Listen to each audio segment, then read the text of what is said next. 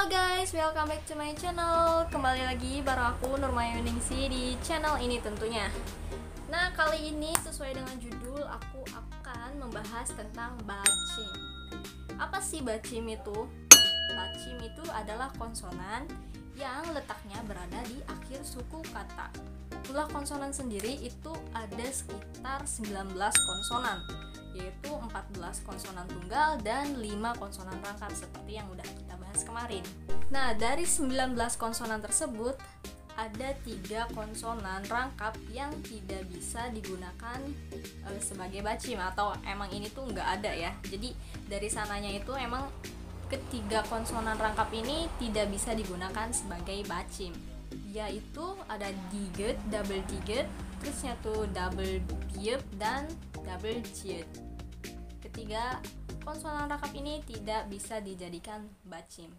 Oke, jadi kalau misalnya dilihat dari pelafalannya, bacim itu dibagi menjadi 7 pelafalan. Yang pertama itu ada konsonan bacim nien atau n. Jadi posisinya emang dia menjadi n. So cara bacanya itu tidak berubah. Jadi dia tetap menjadi n. Contoh, nian, iman, kuishin, tanggen. Nah, yang kedua itu ada miem atau m.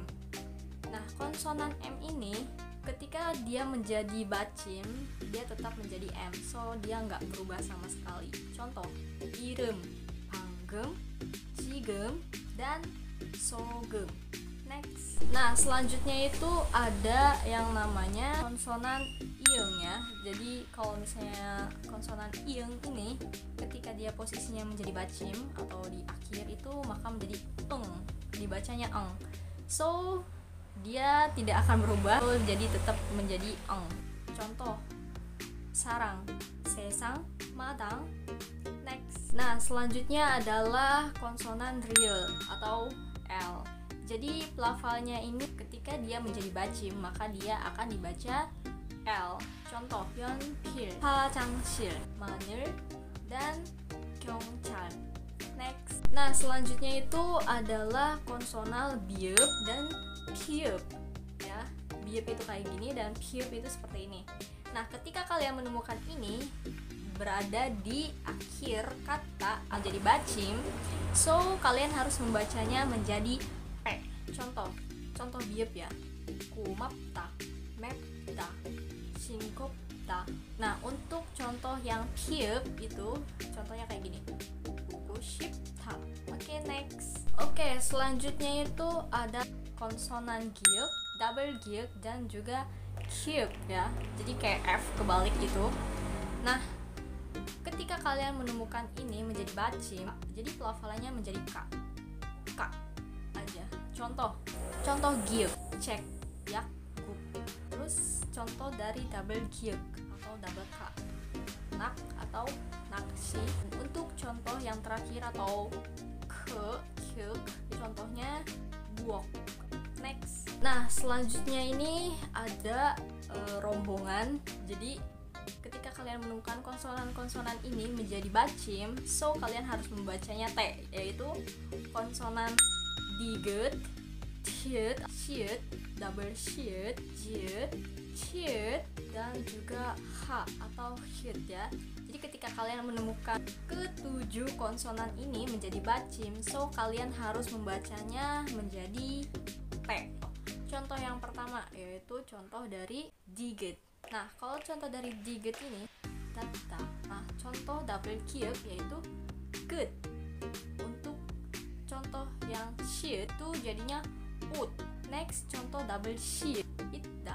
Terus contoh dari jit ya atau J1. Nah, contohnya adalah mata. Mata. Next, contoh dari jit ya atau CH itu. Contohnya adalah put. Dan yang terakhir adalah H ya. Contohnya itu adalah cuci.